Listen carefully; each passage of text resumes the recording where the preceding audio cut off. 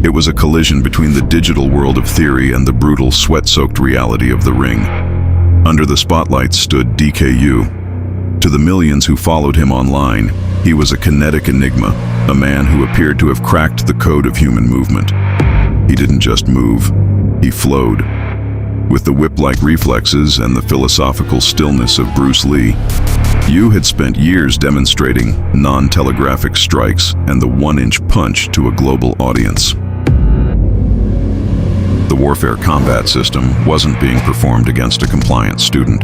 It was being tested against a hurricane. Opposing him was a man who didn't need to mimic the dragon. He had been christened the Bruce Lee of boxing by the world of combat sports decades ago.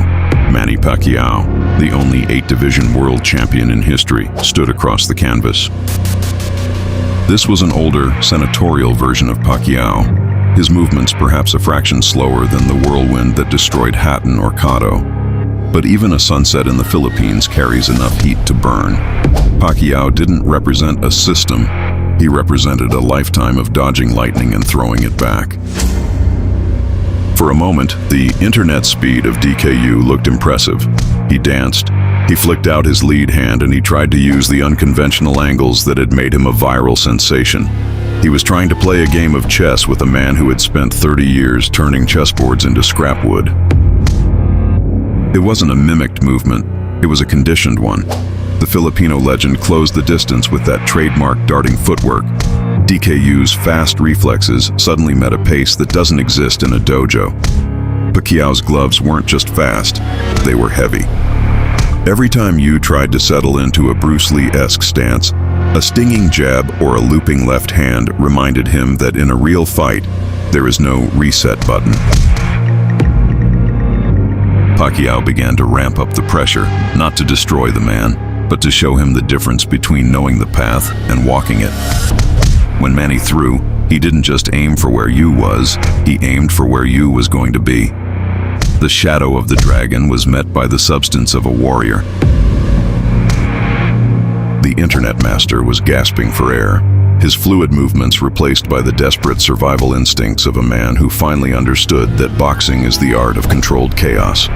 Pacquiao, with a respectful smile, gave the world a cinematic reminder. You can study the wind all you want, but you'll never understand it until you stand in the middle of the storm. Pacquiao's lead foot slams into the canvas with a sound like a gunshot. He doesn't step, he breaches the distance. DKU's eyes widen.